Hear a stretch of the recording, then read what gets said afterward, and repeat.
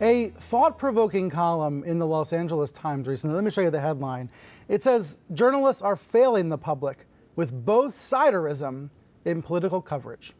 The author of that column is a veteran journalist who spent many years at the New York Times and now is at the LA Times. Her name is Jackie Calmes. She's here with me now. Jackie, great to see you. I want to dive right into your argument about what both-siderism is and why it's failing the public. Is it that we're treating Democrats and Republicans equally and ignoring GOP radicalism? Radicalism? Is that the heart of the problem? In a sense, I mean, there's no question that journalists are recognizing the radicalization of the Republican Party. I think what's changed a little bit is that since Trump left office, there's more of a sense that maybe we're back to normal. But it is, this is not a new problem or a new, dynamic. I first started to chafe. You mentioned I was at the New York Times. Well, for 18 years before that, I was at the Wall Street Journal. Yeah. I've never done my job, it's more than a quarter century. I've never done my job, or did as when I was a reporter, any differently at both papers, even though the Journal's known as a conservative paper, the New York Times is a liberal paper. They both gave news the same way, which was fact-based. And I've tried to always, I think I'm a very fair reporter and give both sides of the story. But what started to happen back in the mid-90s with the takeover of the House by the House Republicans, and in particular Newt Gingrich, was a new, nasty, his byword was be nasty, and a norms-busting and obstructionist sort of governance. Well, you couldn't really call it governance. That sort of was a precursor for Trump.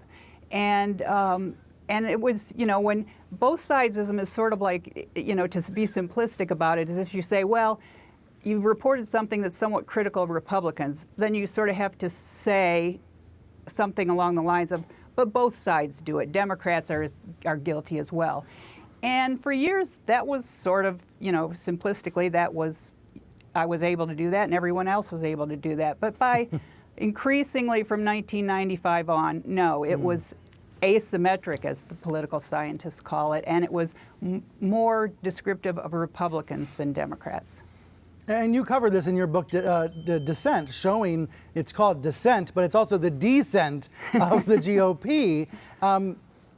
With Sadly. that in mind, you say reporters are starting to get more to this. You think reporters are getting it right more often.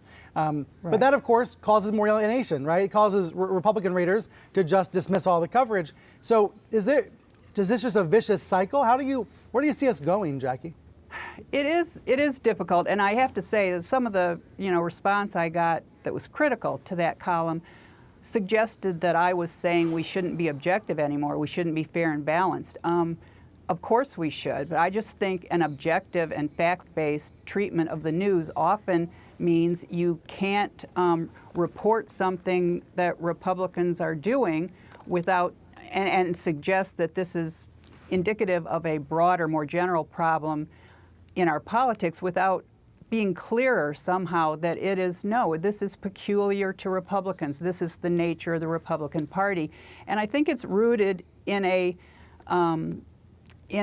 dynamic in which the Republican Party, which at the beginning of my career proudly was a small government party, styled itself that way, is now an anti-government party, and which means it doesn't really care if government works well. And in fact, when there's a Democrat as president, they do their darndest to make sure government doesn't work well because they think that redounds to them politically.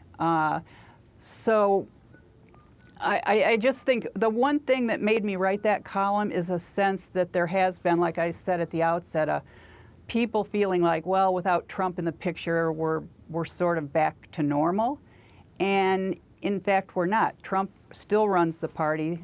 The Republicans in Congress still march to his beat. And he himself is very much still in the picture and could conceivably be president again someday. It's a present tense story. It's not a past tense story. I totally agree. Jackie, thank you very much for coming on. Thank you. Thanks, Brian.